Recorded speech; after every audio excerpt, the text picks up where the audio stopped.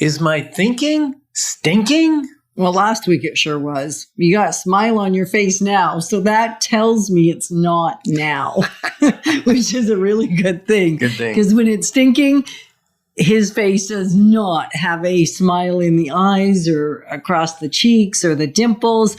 That's all gone. Moving forward with the Decker team. Moving forward together with the Decker team. So welcome to another episode of Life's Inside Track. I'm Yetta Decker. And I'm Ken Decker. And we're excited because we get together to share techniques, thoughts, tools that we all deserve. We all need you, everyone to turn our house into home where our families thrive and we live the best life possible. Well, here's what we're going to learn this time. That you can't suck and blow at the same time. Well, you're thinking...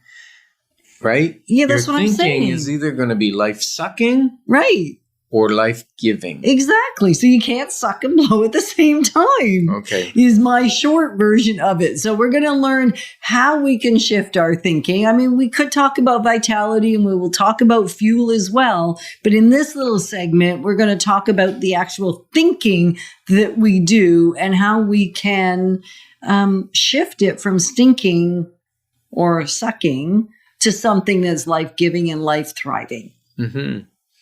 And the reason we're talking about this is there's 3 keys to vitality. And this is the first key, is thinking.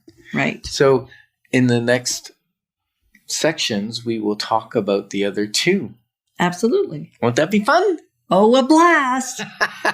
All smiles. Yeah. Thinking is often, I think, given either way too much emphasis or not enough emphasis, depending on who you are. Yeah, sometimes we get in our head and it affects our performance or our ability to connect because we get that reel going around, am I good enough? Am I practiced enough? Am I connecting enough? Right. Even in recording Life's Inside Track, we've been doing this for like 12 years now.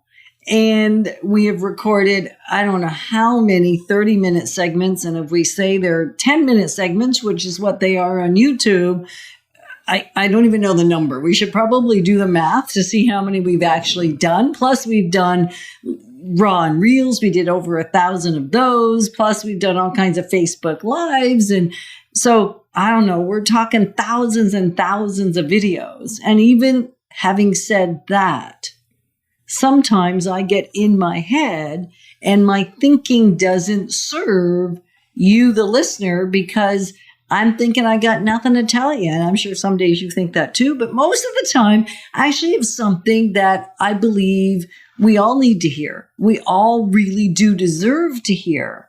And yet my thinking can get in the way of getting out the best of what I have to offer. Mm-hmm. And maybe that happens for you too. So what we want to look at is how can we shift our thinking when it's moving in the wrong direction? Or how can we keep it moving in the right direction? Because maybe it's possible to keep it moving and seldom get derailed. Mm-hmm.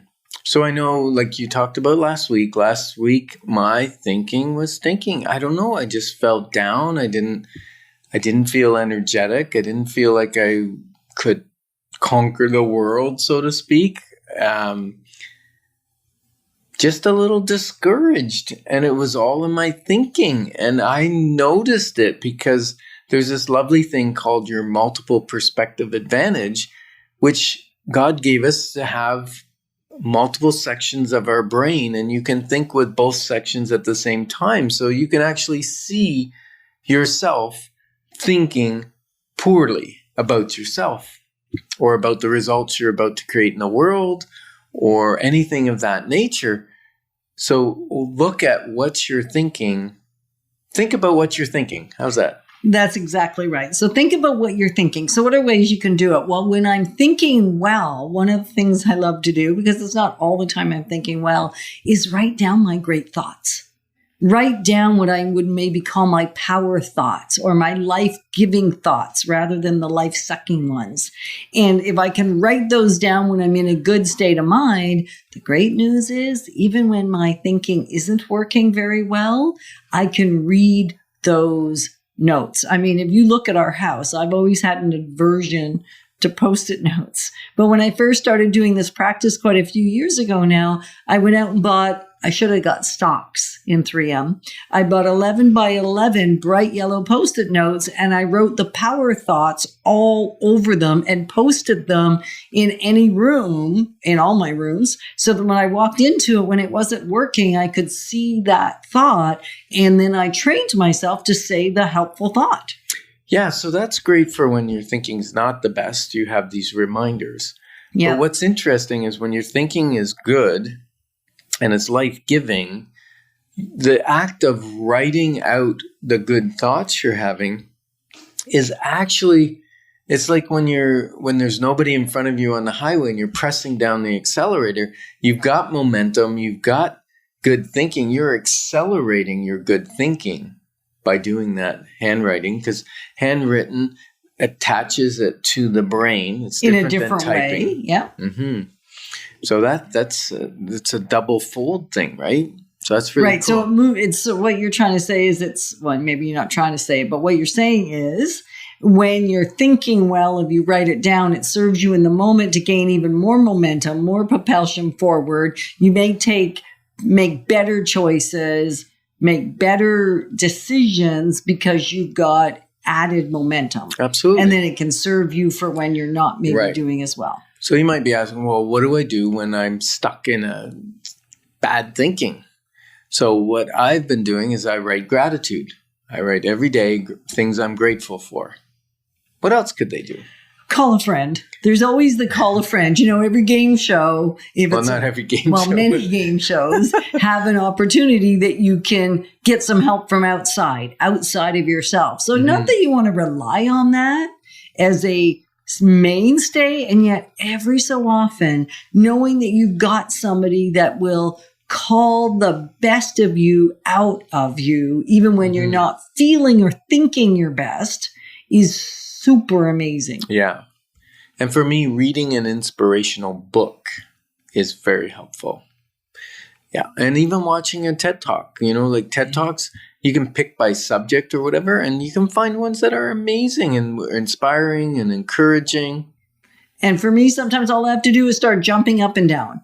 It's amazing how just doing some jumping jacks changes my mental state and my thinking, because I'm getting out of my head and into my body. And we're going to talk a little bit about that in a few minutes. But right now, the thought is our thinking is attached to our physicality as well. So by shifting our physicality or shifting my physicality, I can shift my thinking. Yes. Like, what do you do? Well, I would love for you to share your ideas. This is not meant to be a monologue.